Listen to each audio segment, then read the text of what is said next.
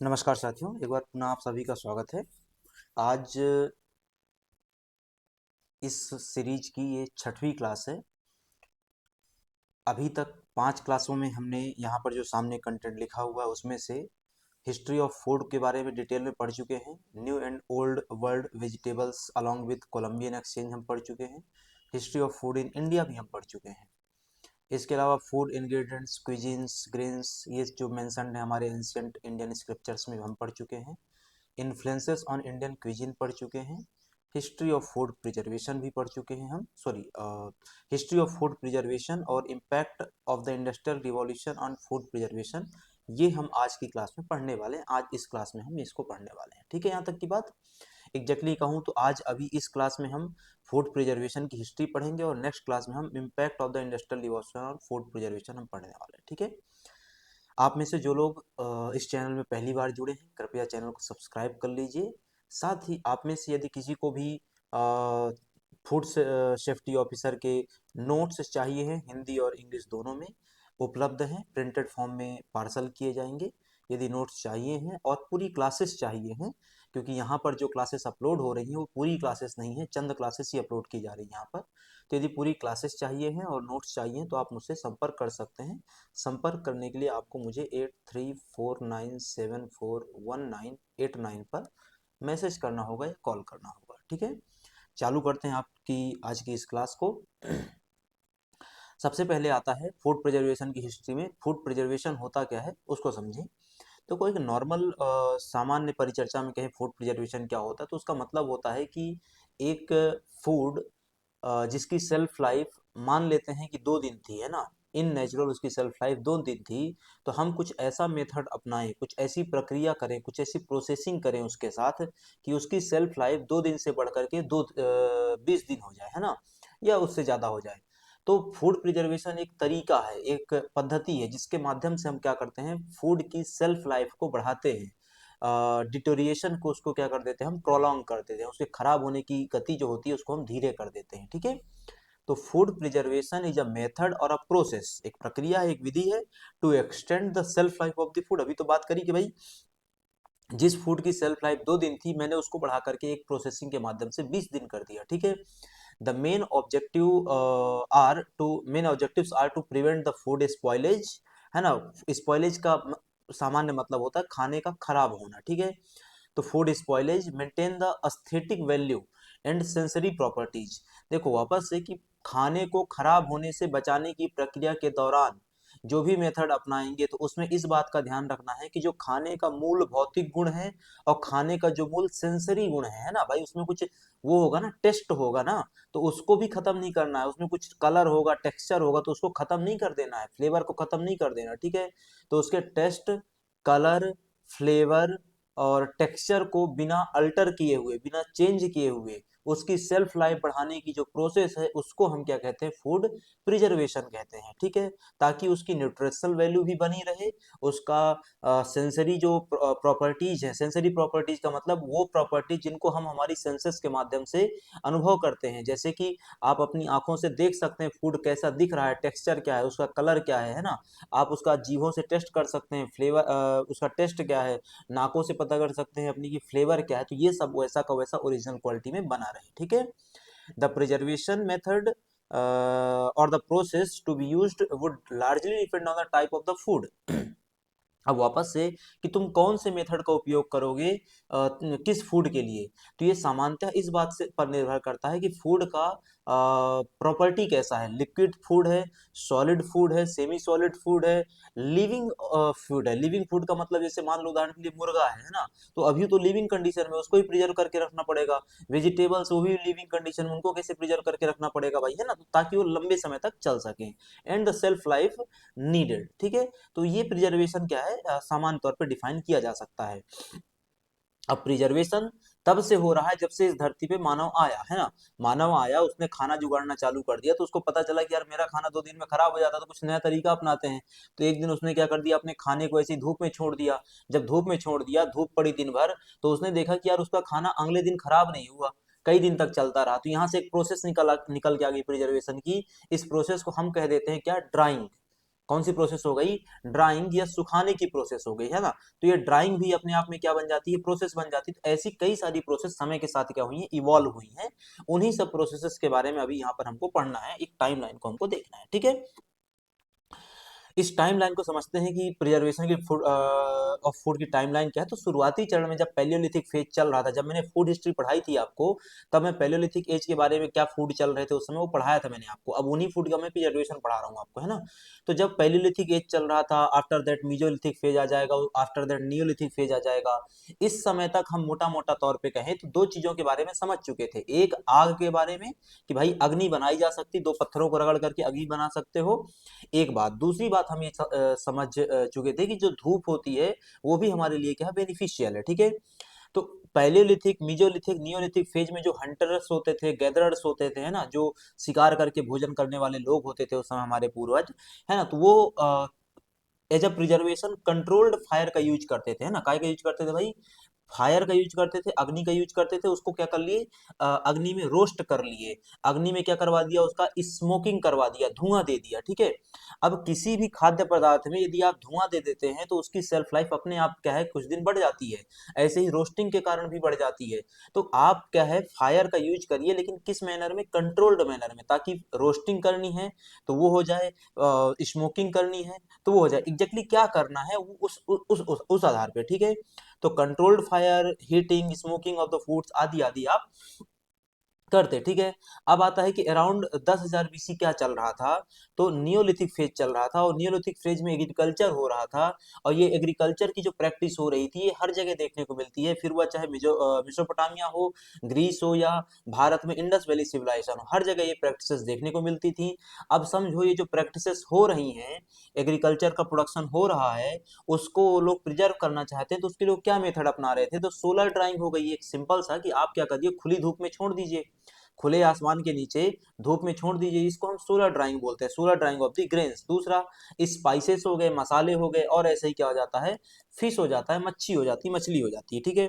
तो हम इन मेथड्स का भी क्या है? उपयोग कर रहे थे, उसके लिए, प्रिजर्वेशन के लिए। फिश को भी हम उसी तरीके से क्या है? उपयोग कर रहे थे, ठीक है, प्रिजर्वेशन के लिए।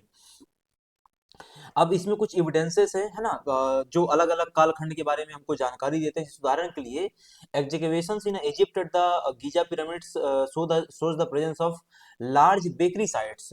अब गाजा पिरामिड के आसपास में से हमको क्या है? कुछ बेकरी साइट्स मिली हैं। अब बेकरी की जो प्रोसेस हो रही है उसमें भी तो एग्जैक्टली आप फूड ग्रेन्स को क्या कर रहे हो? कन्वर्ट कर रहे हो, देन प्रिजर्व कर रहे हो, उनके फॉर्मेट में, फॉर्म में चेंज कर रहे हो। एक नया प्रोडक्ट निकलता है और देन उसको आप प्रिजर्व करके रखते हो। तो भाई बेकरी का सिस्टम चल रहा, दैट मीन्स की प्रिजर्वेशन की टेक्निक तो काफी पुरानी है, और उसके एविडेंसेस भी है ना।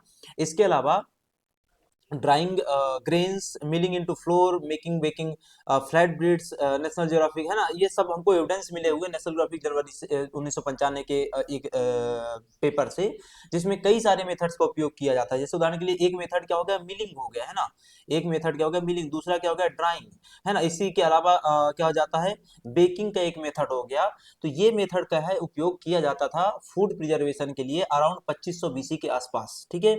ये मेथड्स हो गई। ऐसे ही एक एविडेंस मिलता है, Cleopatra used to have a cucumber pickles. अब एक ककम्बर पिकल्स जो आता था, अब पिकल्स का एग्जैक्टली मेथड किस पे काम करता है इसको समझ लो। जो पिकल्स बनाए जाते हैं उसमें हम सिर्फ एक बेसिक प्रिंसिपल यूज करते हैं प्रिजर्वेशन का, वो क्या है? To make the acidic in nature. हम फूड को क्या कर देते हैं? एसिडिक इन नेचर बना देते हैं। अब यदि आप किसी फूड को एसिडिक बना देंगे, उसको अम्लीय कर देंगे, तो अम्लीय करने के पश्चात उसकी सेल्फ लाइफ अपने आप क्या हो जाती है? बढ़ जाती है। अथवा दूसरा मेथड क्या हो सकता है कि आप उसमें क्या कर दीजिए? सॉल्टिंग कर दीजिए, है ना। तो ये जैसे ब्राइनिंग सॉल्ट हो गया, तो ये सॉल्टिंग का मेथड एक अपना अपना लिया जाता था, तो ये भी एक चलता है। इसके अलावा फर्मेंटेड कैबेज का यूज किया जाता था। इसके अलावा लो पीएच टेक्निक, जो अभी मैंने बताया कि भाई आप एसिडिक इन नेचर बना दीजिए सामने वाली फूड प्रोडक्ट को। तो एसिडिक इन नेचर का मतलब क्या हुआ? लो पीएच हो गया भाई, है ना। भाई एसिडिक का मतलब क्या होता है? 1 से 7 का जो पीएच होता है वो एसिडिक नेचर को दर्शा रहा होता है ना। 1 से 7 के पहले का जो पीएच है वो एसिडिक नेचर को दर्शाता है। तो आप लो पीएच कर दीजिए, अपने आप क्या हो जाएगा? फूड प्रिजर्व हो जाएगा। और इस प्रकार के मेथड, जैसे आप यहाँ डायग्राम्स में देख रहे हैं, इस प्रकार के ढेर सारे मेथड्स का क्या है? उपयोग किया जाता था फॉर द फूड प्रिजर्वेशन, ठीक है। अब यहाँ पे आप यदि समझें कि अभी तक हमने कौन कौन सी मेथड समझी, कि कौन कौन सी मेथड उपयोग की जा रही थी। मोटा मोटा तौर पे एक मेथड हमने समझी कि हीट का उपयोग किया जा रहा था, फायर का। दूसरा उपयोग किया जा रहा था किसका, स्मोक का, है ना। आप स्मोकिंग करवा रहे थे, आप रोस्टिंग करवा रहे थे, तो वो एक तरीका हो गया। दूसरा मेथड हमने पढ़ा सोलर ड्राइंग, खुले धूप में आप खुले आसमान के नीचे धूप में रख दीजिए, तो सोलर ड्राइंग से होगा क्या। भाई देखो, फूड आपका खराब क्या होता है, फूड स्पॉइलेज क्यों होता है, क्योंकि उसमें क्या हो जाता है, माइक्रोबियल ग्रोथ होती है ना। क्या होता है, माइक्रोबियल ग्रोथ होती है। तो बोले माइक्रोबियल ग्रोथ रोक दो ना साहब, क्या कर दो, माइक्रोबियल ग्रोथ रोक दो। बोले माइक्रोबियल ग्रोथ कैसे रोक दें, बोले माइक्रोबियल ग्रोथ रोकने का सिंपल सा है कि माइक्रोबियल ग्रोथ के लिए सबसे आसान जो इन्वायरमेंट होता है वो होता है पानी। उसको, माइक्रोब को जहां पर भी पानी मिलेगा उसको मतलब फेवरेबल कंडीशन मिल गई ग्रो करने के लिए, तो आप पानी खत्म कर दीजिए ना उसमें से। तो पानी खत्म करने का सबसे आसान माध्यम क्या है, सोलर ड्राइंग। डिहाइड्रेशन हो जाएगा फूड का डिहाइड्रेशन हो जाएगा, तो उसमें माइक्रोब्स को ग्रो करने के लिए इन्वायरमेंट नहीं मिलेगा, और वो अपने आप, है ना।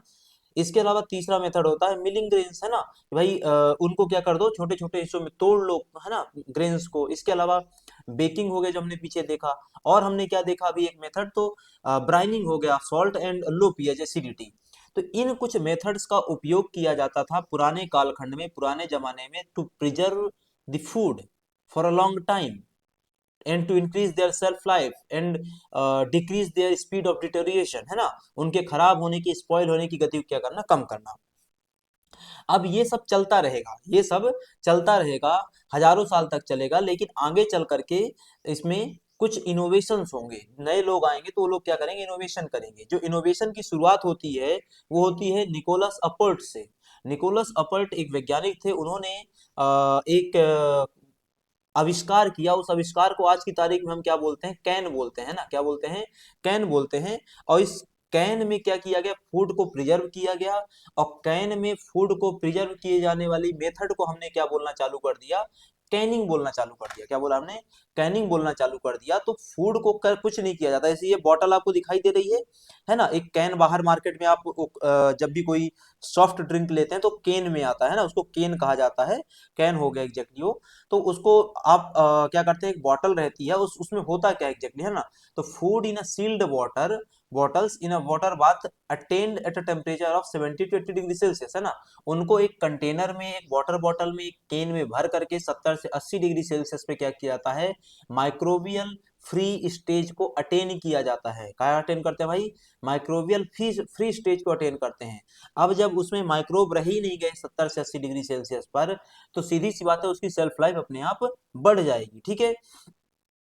तो ये देखने को वहां पर मिला, ठीक है। तो इस चीज को आपको ध्यान में रखना है। इसके अलावा यहीं पर 1810 में क्या हुआ, पीटर डूरंड आते हैं। 1810 में पीटर डूरंड ने क्या बनाया, फाइनली टिन कैन के बारे में और रिसर्च किया, उस चीज को क्या बनाया, बढ़ाया, आगे बढ़ाया। तो अब कैन किस चीज का बनेगा, टिन धातु का बनेगा। क्या का बनेगा, टिन धातु का बनेगा। उसका इन्वेंशन उन्होंने किया। अब उस चीज में क्या किया जाएगा, किया जाने लगा, प्रिजर्व किया जाने लग गया, ठीक है। तो ये निकोलस अपार्ट और इसी में दूसरा पीटर डूरंड, इन दो लोगों का योगदान काफी महत्वपूर्ण है फूड प्रिजर्वेशन की नई आधुनिक तकनीकों का विकास करने में, ठीक है। अब ये जो केन बनाया गया, इस पे एक्सपेरिमेंट किया गया, कि experimented with the success and preserved foods like soup preserve किया जा सकता है उसमें, vegetables, juices, dairy product, jelly, jam, syrups in glass jars, ठीक है। तो ग्लास जार में, बड़े बड़े ग्लास जार में क्या किया जा सकता है, इन सबको प्रिजर्व करके रखा जा सकता है। अब उसमें capping with the cork and heating in a water bath, है ना। अब उसको वाटर बाथ में हीट कर दो, कितने डिग्री सेल्सियस में, पीछे बताया आपको, 70 से 80 डिग्री सेल्सियस पे हीट किया जाए, है ना। कितने पे, 70 से 80 डिग्री सेल्सियस पे उनको हीट किया जाए। वाटर बाथ में डायरेक्ट हीटिंग नहीं करनी है, डायरेक्ट हीटिंग नहीं करनी, ध्यान में रखना। आप क्या करेंगे, एक टब लेंगे, उस टब में पानी भरेंगे और उसको 70 से 80 डिग्री सेल्सियस पे हीट करेंगे, और उसमें क्या कर देंगे, अपना केन रख देंगे, और फिर उसके माध्यम से हीटिंग होगी। तो डायरेक्ट हीटिंग नहीं करना है, वाटर बाथ वाली हीटिंग करना है, ठीक है। ही मतलब Nicolas Bonaparte won the prize for this invention and publish the book. उस बुक का नाम था the art of preserving animals and vegetable substances. Nicolas Appert की एक पुस्तक है जिसका नाम है the art of preserving animal and vegetable substances. उन्होंने इसमें डिटेल में चर्चा करी कि किस तरीके से हम एनिमल और वेजिटेबल फूड इंग्रेडिएंट्स को लंबे समय तक के लिए प्रिजर्व करके रख सकते हैं, इसके में उन्होंने डिटेल्स से चर्चा करी। ठीक है, तो ये ध्यान में रखना है। अब जो कैनिंग होती है, कैनिंग, उसको एक और तरीके से हम क्या कर सकते हैं, प्रोसीड कर सकते हैं। वो कैनिंग का एक प्रोसेस क्या होता है, सिंपल सा, कि आप क्या करेंगे, एक ऑटोक्लेव क्लेव लेंगे, है ना। एक क्या करेंगे, आप ऑटोक्लेव लेंगे। ऑटोक्लेव क्या होता है, तो एक कुकर होता है ना, सिंपल सा एक कुकर होता है, मतलब सामान्य भाषा में समझने के लिए कुकर समझो। मैं फोटो के तौर पे आपको दिखा देता हूँ।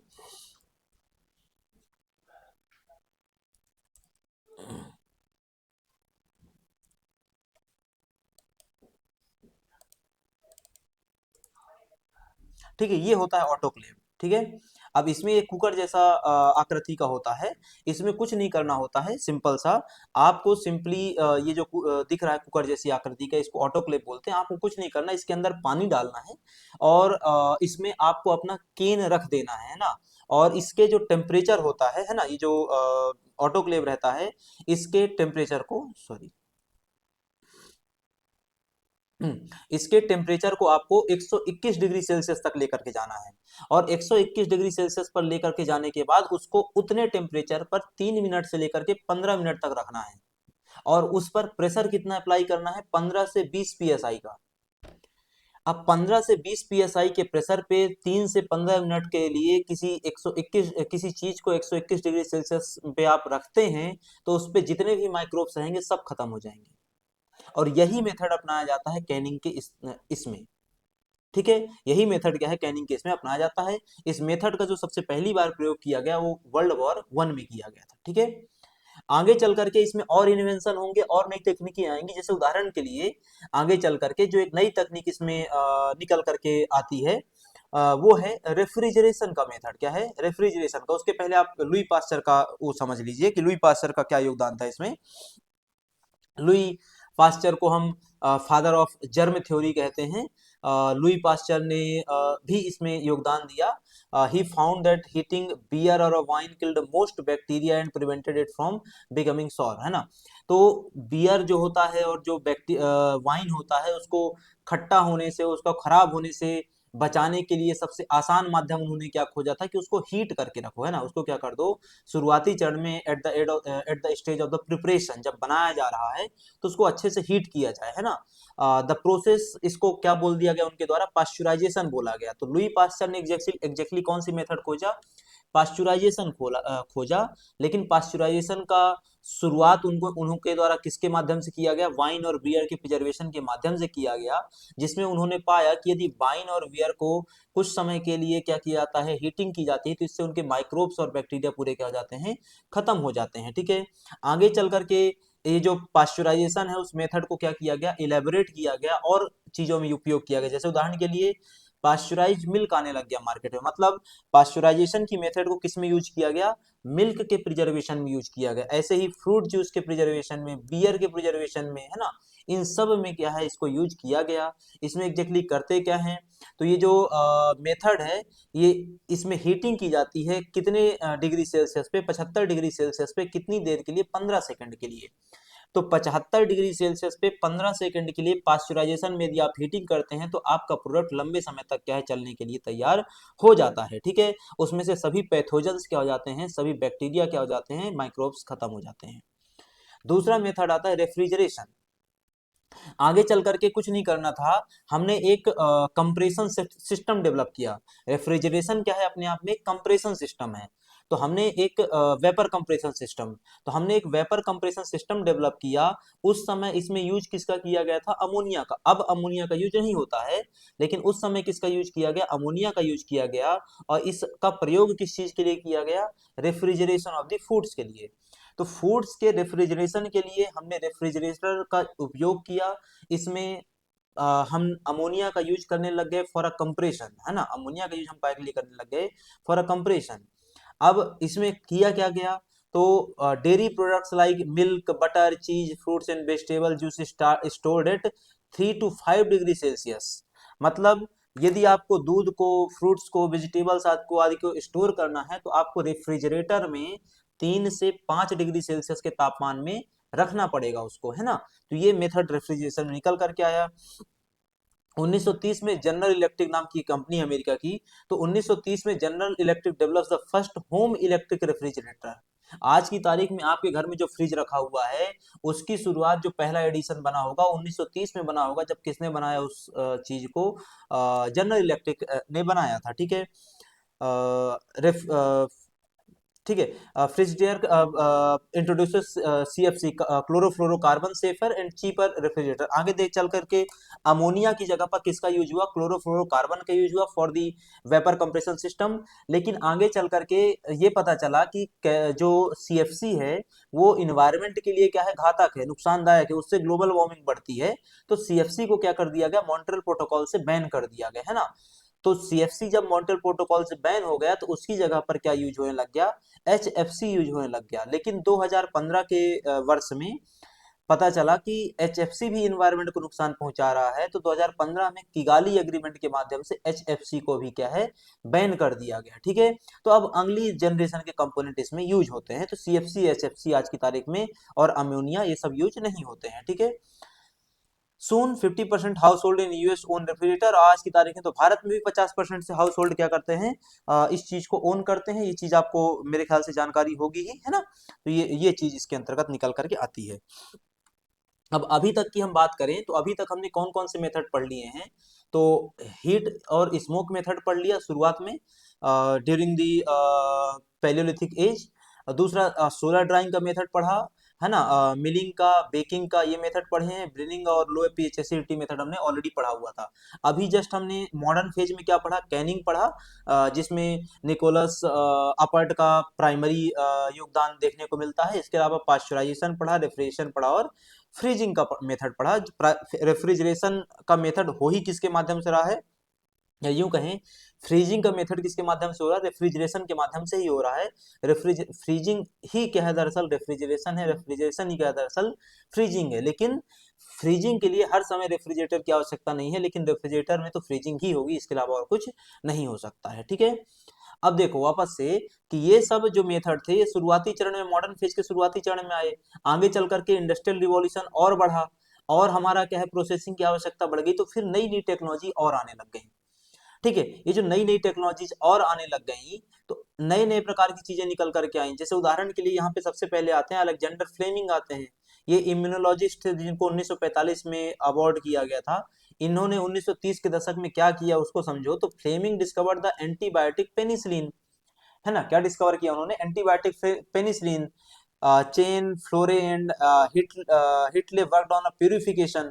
तो एक क्या हो गया, एंटीबायोटिक मेथड हो गया, दूसरा क्या हो गया, प्यूरिफिकेशन मेथड हो गया, तीसरा क्या हो गया, स्टेबलाइजेशन मेथड हो गया, और चौथा क्या हो गया, मैन्युफैक्चरिंग ऑफ पेनिसिलिन हो गया।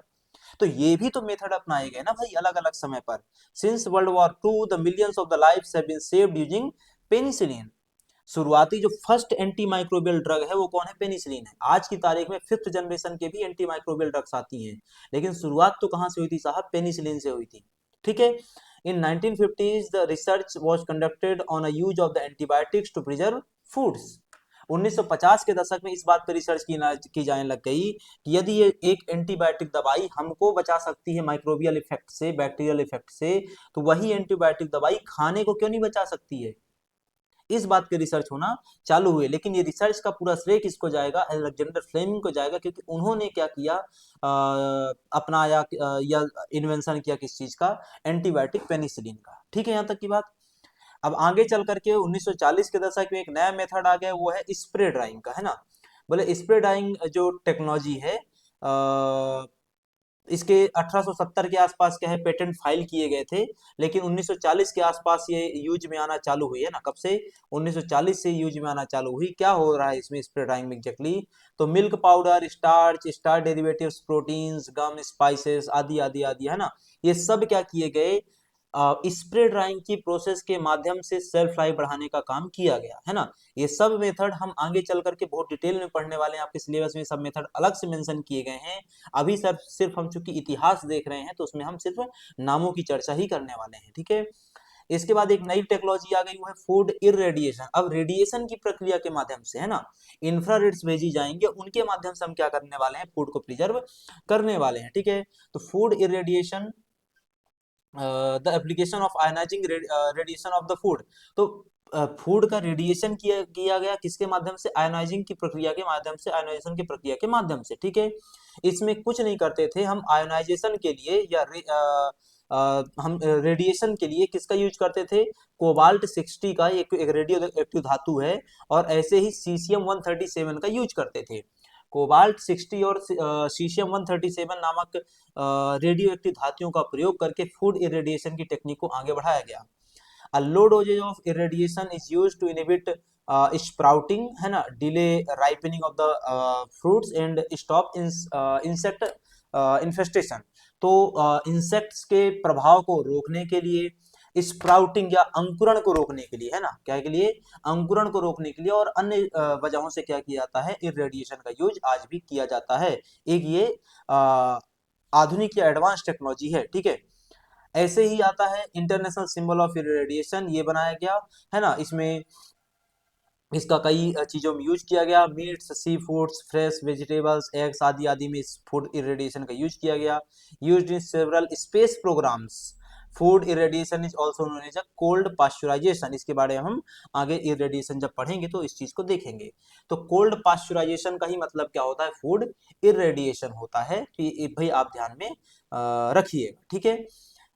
अगला जो मेथड आया इसमें चल करके वो है असेप्टिक टेक्नोलॉजी। असेप्टिक का मतलब होता है असेप्शन, वहां से माइक्रोब्स को हटा देना।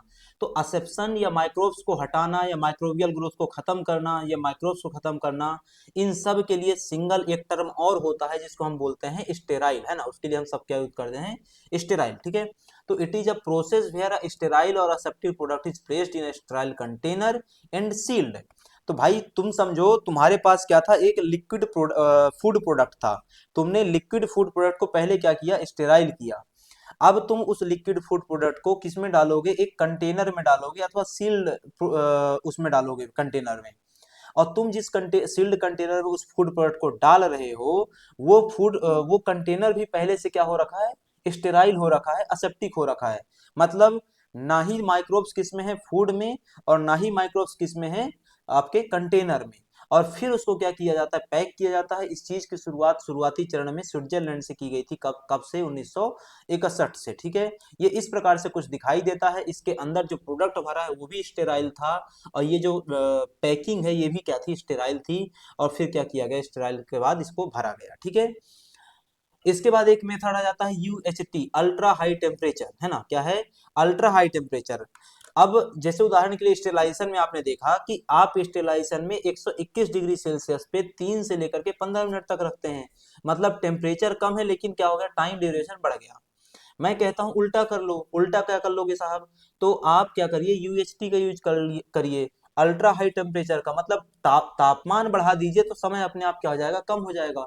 जहां पे 121 डिग्री सेल्सियस में 3 से 15 मिनट लग रहे थे, वहीं पर अब आपको सिंपल क्या है, टेम्परेचर बढ़ाने के कारण 15 मिनट तक बैठना इंतजार नहीं करना पड़ेगा, ठीक है।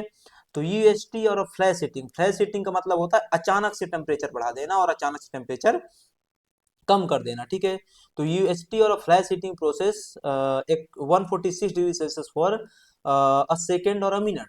मतलब मात्र से चंद सेकंड के लिए या 1 मिनट के लिए क्या करना पड़ता है आपको, फ्लैश हीटिंग का यूज करना पड़ता है, अल्ट्रा हाई टेम्परेचर का यूज करना पड़ता है टू प्रिजर्व और sterile the food, food product को स्टेराइल करने के लिए।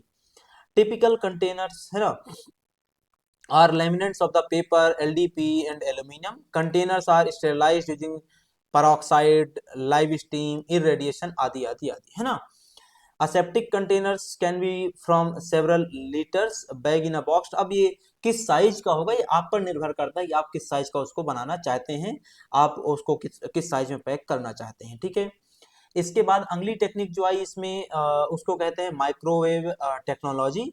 इसमें हमने माइक्रोवेव टेक्नोलॉजी के माध्यम से नॉन आयोनाइजिंग माइक्रोवेव रेडिएशन का प्रयोग करना चालू किया। हम एक पर्टिकुलर फ्रीक्वेंसी पे, वेव लेंथ पे, है ना, हम एक पर्टिकुलर वेव लेंथ पे क्या करते हैं, माइक्रोवेव टेक्नोलॉजी के माध्यम से नॉन आयोनाइज्ड माइक्रोवेव रेडिएशन को छोड़ते हैं, ताकि हम हमारे प्रोडक्ट को क्या कर सके, स्टेराइल कर सके, ठीक है। इंडस्ट्रियल एप्लीकेशन क्या हो सकता है इसका, तो pasteurisation of the fresh pasta, है ना, उदाहरण के लिए कि हम पास्ता का क्या कर रहे हैं, पास्चुराइजेशन कर रहे हैं। Drying and baking applications, household use of the microwave ovens, जैसे उदाहरण के लिए यदि आपने अपनी केमिस्ट्री की लैब में देखा होगा तो वहां पर माइक्रोवेव ओवन रखा होता है। अब आप क्या करते हैं, सिंपल सा जैसे हम लोग करते थे कि लैब में अपने, कि हमको समझो एक फ्लास्क मिला, फ्लास्क समझते हो, कांच का एक लोटिया है ना, कांच की लोटिया।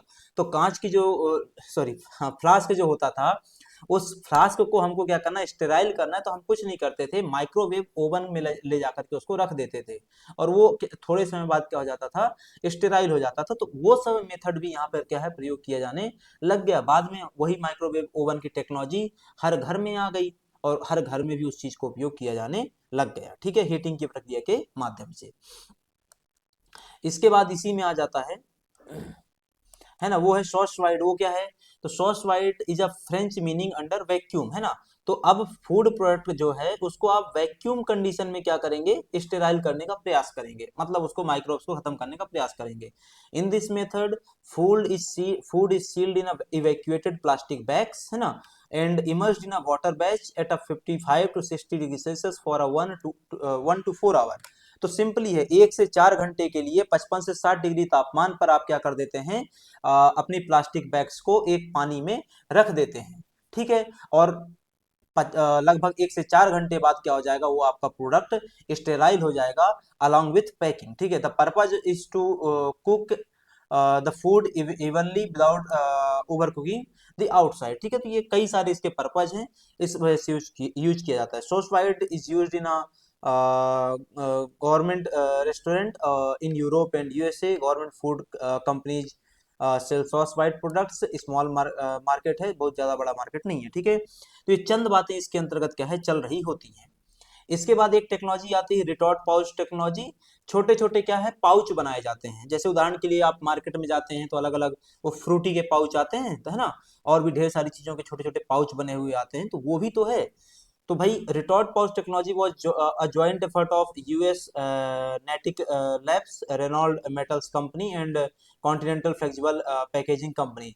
तीन कंपनियों ने रिटॉर्ट पाउच टेक्नोलॉजी पे काम किया और एक ऐसा प्रोडक्ट बनाया, है ना, जिसके माध्यम से हम क्या कर सकते थे, फूड को लंबे समय तक के लिए प्रिजर्व करके रख सकते थे। शुरुआती चरण में इसको आर्मी के फूड प्रोडक्ट्स को पैक करने के लिए यूज किया गया था, बाद में ये टेक्नोलॉजी पूरी दुनिया ने यूज करना चालू कर दिया। इसमें भी क्या करते हैं हम, सिंपल सा कि process similar to canning, the pouches are filled, है ना, सिंपल सा कि मेरे पास पन्नियां हैं कई सारी, छोटे छोटे पाउच हैं, मैं उनमें अपना फूड प्रोडक्ट भर दूंगा। उसके बाद क्या किया जाएगा, उनको सील कर दिया जाएगा। अब क्या करेंगे काम, तो heated in a retort to 116 to 121 degree Celsius, तो 116 से लेकर के 121 डिग्री सेल्सियस के तापमान के बीच में क्या किया जाएगा, अब उसको रिटॉर्ट उसमें अपरेटस में रख करके हीट किया जाएगा, ताकि हम क्या कर सकें, स्पोर्स को, माइक्रो ऑर्गेनिजम्स को, पैथोजेंस को हम किल कर सकें, ठीक है। और जितने भी उसमें वैरायटी ऑफ ड्रिंक्स होते हैं उन सब में इसको क्या है, यूज किया जाता है, चाहे वो कंज्यूमर गुड्स हो, आर्म्ड गुड्स हो, स्पेस गुड्स हो, हर जगह इसका रिटॉर्ट पाउच टेक्नोलॉजी का यूज आज ही होता है। और आप बड़ी आसानी से इसको क्या है, रोज यूज कर रहे हैं, आप भी रोज इसका यूज करते हैं, ठीक है। अब जो रिटॉर्ट पाउच टेक्नोलॉजी है उसमें जो पाउच है वो पॉलीथीन है दरअसल। अब वो पॉलीथीन किस चीज की हो सकती है, पॉलीप्रोपाइलिन की हो सकती है, नाइलॉन की हो सकती है, एल्यूमिनियम फॉइल हो सकती है, फिर पॉलिएस्टर फॉइल हो सकती है ना, इनका भी यूज किया जाता है उस चीज को पैक करने के लिए, फूड प्रोडक्ट को पैक करने के लिए, इन रिटॉर्ट पाउच टेक्नोलॉजी, ठीक है। आगे चल करके कुछ नई टेक्नोलॉजीज आ गई इसमें, जैसे हाई प्रेशर टेक्नोलॉजी, ये आपके सिलेबस में दी है, हम अलग से देखेंगे बाद में। ऐसे ही एक इसमें आपका आ गया ohmic technology, 3D printing technology, natural preservatives, है ना। आगे चल करके और भी इसमें ढेर सारी टेक्नोलॉजीज क्या हो गई, समय समय पे इन्वेंट होने लग गई। मतलब बात का सिंपल सा इतना सा है कि हर कालखंड में आवश्यकताओं को देखते हुए एक नई फूड प्रिजर्वेशन टेक्नोलॉजी इन्वेंट होती है, और उसको लेकर के हम आगे बढ़ जाते हैं। मोटा मोटा तौर पे कहें तो हमने कौन कौन से मेथड देखे ड्राइंग के, प्रिजर्वेशन के शुरुआती चरण से अभी तक में। तो एक हमने क्या देख लिया यहाँ पे, हीटिंग स्मोकिंग हो गया, है ना। इसके अलावा solar drawing, milling and grains हो गए, ठीक है। इसके अलावा ब्राइनिंग या सॉल्टिंग और लो पीएच एसिडिटी। फिर हमने कैनिंग, पास्चुराइजेशन, रेफ्रिजरेशन, फ्रीजिंग और एंटीबायोटिक देखा। उसके बाद हमने स्प्रे ड्राइंग है ना, इरेडिएशन, माइक्रोवेव असेप्टिक टेक्नोलॉजी और रिटॉर्ट पाउच टेक्नोलॉजी को देखा। आज की तारीख में एक चीज और यूज होती है, वो क्या है, फूड एडिटिव्स यूज किए जाने लग गए हैं, है ना। अब फूड एडिटिव्स क्या कर देते हैं, अपने आप सेल्फ लाइफ को बढ़ा देते हैं, तो ये भी आज की तारीख में यूज में हो रहा है। तो ये पूरा का पूरा क्या था आपका आज का फूड प्रिजर्वेशन का इतिहास था, जिसके बारे में हमने डिटेल में चर्चा करी। आज की क्लास आपकी यहीं तक रहेगी, मिलेंगे हम लोग नेक्स्ट क्लास में। आप में से जो लोग यहाँ तक पहुँचे हैं प्लीज़ चैनल को सब्सक्राइब कर लीजिए, और साथ ही साथ अपने दोस्तों के साथ शेयर कीजिए, ताकि सभी को इसके बारे में जानकारी मिल सके। मिलेंगे हम नेक्स्ट क्लास में, तब तक के लिए आप सभी का धन्यवाद।